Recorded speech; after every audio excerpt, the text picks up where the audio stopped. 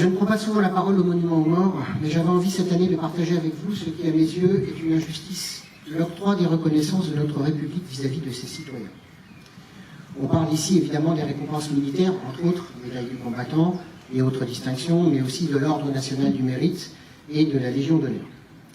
À mes yeux, trop souvent distribuées au gré des copinages et non pas au mérite comme cela a été prévu au départ. J'en veux pour preuve les nombreuses demandes que nous faisons chaque année, en particulier pour nos anciens combattants, d'où le fait que j'en parle aujourd'hui, qui sont certainement, même 30, 40 ou 50 ans après, beaucoup plus méritants de ce type de récompense qu'une star du showbiz ou qu'un sportif même méritant. Je trouve pour ma part que l'État ne cesse de se désengager.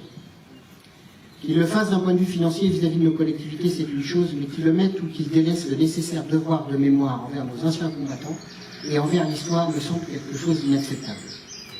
C'est pour cela que je vous remercie tous et tous d'être là ce matin pour honorer, à notre façon, ce devoir de mémoire auprès de nos anciens combattants et de nos jeunes générations. À l'heure où la guerre a retrouvé le territoire de notre Europe, on pourrait penser que les leçons du passé ont été oubliées, mais par votre présence ce matin, vous démontrez la nécessité de poursuivre ce devoir de mémoire.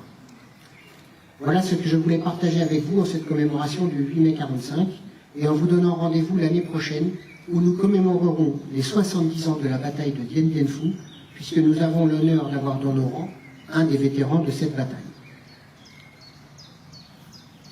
Donc, je voudrais remercier la présence des sapeurs-pompiers et la présence de nos gendarmes. Je remercie la présence de notre président d'Interco et maire de Marché-Moret et conseiller régional de notre territoire, Jean-Louis Durand.